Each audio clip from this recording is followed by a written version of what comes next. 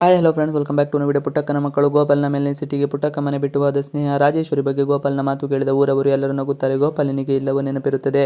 ಎಲ್ಲವೂ ಮರೆತು ಹೋದಂತೆ ನಾಟಕ ಆಡುತ್ತಿದ್ದಾನೆ. ಆತನಿಗೆ ರಾಜಿ ಸಾಹಸಕ್ಕಿಂತ ಪುಟ್ಟಕ್ಕನ ಜೊತೆ ಇರುವುದೇ ಅದೆಷ್ಟು ಮೇಲು ಎಂದು ಯೋಚನೆ. ಆದರೆ ಇದೆಲ್ಲವೂ ಪುಟ್ಟಕ್ಕನಿಗೆ ತಿಳಿಯುವುದಿಲ್ಲ.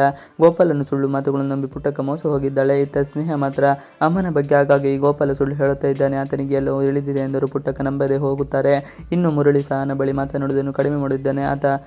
ಆತನ ಕಲ್ಲಿಗೆ ಜೊತೆ ಹೆಚ್ಚು ಸಲುಗೆಯಿಂದ ನೋಡಿದ ಸಹನ ಮಾತ್ರ ಬಹಳ ಕೋಪ ಮಾಡಿಕೊಂಡಿದ್ದಾಳೆ. ಮುರಳಿ ಸಹನ ಬಳಿ ಬಂದು, ಸಹನ ಬೇಗ ಬೇಗ ಊಟ ಮಾಡು, ಇವತ್ತು ಮನೆಗೆ ಹೋಗೋಣ, ನನಗೆ ನಿನ್ನನ್ನು ಮತ್ತೆ ಮನೆಗೆ ಕರೆದುಕೊಂಡು ಹೋಗಲು ಸಾಧ್ಯ ಆಗುವುದಿಲ್ಲ ಎಂದಾಗ ಸಹನ ಖಂಡಿತವಾಗಿ ನಾನು ನಿಮ್ಮ ಮನೆಗೆ ಬರುವುದೂ ಇಲ್ಲ ಎಂದೆಲ್ಲ ಆಕೆಯ ಮನದಲ್ಲಿರುವ ವೇದನೆಯನ್ನು ಹೊರಹಾಕುತ್ತಾಳೆ. ಜೊತೆಗೆ ಕೌಸಲ್ಯ ಮುಖಕ್ಕೂ ಮಂಗಳಾರತಿ ಮಾಡಿ ನೇರವಾಗಿ ರೂಮ್ಗೆ ಹೋಗಿ ಬಾಗಿಲು ಹಾಕಿಕೊಂಡು ಅಳುತ್ತಾರೆ. ಗೋಪಾಲ್ನ ಮೇಲೆ ಮುನಿಸಿಕೊಂಡ ಸ್ನೇಹ ಪುಟ್ಟಕ್ಕ ಏನು ಹೇಳಿದರು ಅದನ್ನು ಯಾವುದನ್ನು ಕೇಳದ ಜೋರಾಗಿ ಅಳುತ್ತಾಳೆ. ಇತ್ತ ಕಡೆ ಗೋಪಾಲ್ನ ಮೇಲೆ ಮುನಿಸಿಕೊಂಡ ಸ್ನೇಹ ಮಾತ್ರ ಏನು ಮಾಡಬೇಕು ಎಂದು ತಿಳಿಯದೆ, ಅಮ್ಮ ಈ ಮನೆಯಲ್ಲಿ ಇದ್ದರೆ ನಾನು ಈ ಮನೆ ಹೊಸಿಲು ಯಾವತ್ತೂ ತುಳಿಯುವುದಿಲ್ಲ ಎಂದು ಹೇಳಿ ಅಲ್ಲಿಂದ ಹೊರಟು ನೇರವಾಗಿ ಅತ್ತೆ ಮನೆಗೆ ಬರುತ್ತಾಳೆ.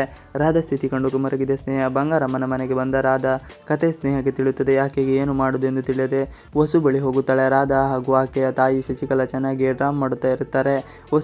ವಸು ಬಳಿಗೆ ಹೋದ ಸ್ನೇಹ ಮನದ ದೇವತೆಯನ್ನು ಹೊರಹಾಕುತ್ತಾಳೆ. ವಸು ಗರ್ಭಿಣಿ, ಮುಂದೇನು ಮಾಡ್ತಾಳೆ ಸ್ನೇಹ? ಇನ್ನೇನು ವಸು ರೂಮ್ನಿಂದ ಹೊರಬರಬೇಕು ಎಂದಾಗ ಅಲ್ಲೇ ಇದ್ದ ಪ್ರೆಗ್ನೆಂಟ್ ಕಿಟ್ ನೋಡಿ ಸ್ನೇಹಗೆ ಎಲ್ಲ ತಿಳಿಯುತ್ತದೆ. ಆದರೆ ಅದನ್ನೆಲ್ಲ ನೋಡಿದ ವಸು ಜೋರಾಗಿ ಅಳುತ್ತಾಳೆ. ಇನ್ನು ಸ್ನೇಹ ಚಂದ್ರು ಅಣ್ಣನನ್ನು ಮೀಟ್ ಮಾಡಿ ಎಲ್ಲ ವಿಚಾರ ಹೇಳಬೇಕು ಅನ್ನೋಷ್ಟರಲ್ಲಿ ಅಲ್ಲಿಗೆ ನಂಜಮ್ಮ ಬರುತ್ತಾರೆ. ಇವಿಷ್ಟು ಇವತ್ತಿನ ವಿಡಿಯೋ ಇಷ್ಟ ಆದರೆ ಪ್ಲೀಸ್ ಲೈಕ್, ಶೇರ್, ಸಬ್ಸ್ಕ್ರೈಬ್ ಮಾಡಿ. Thanks for watching video.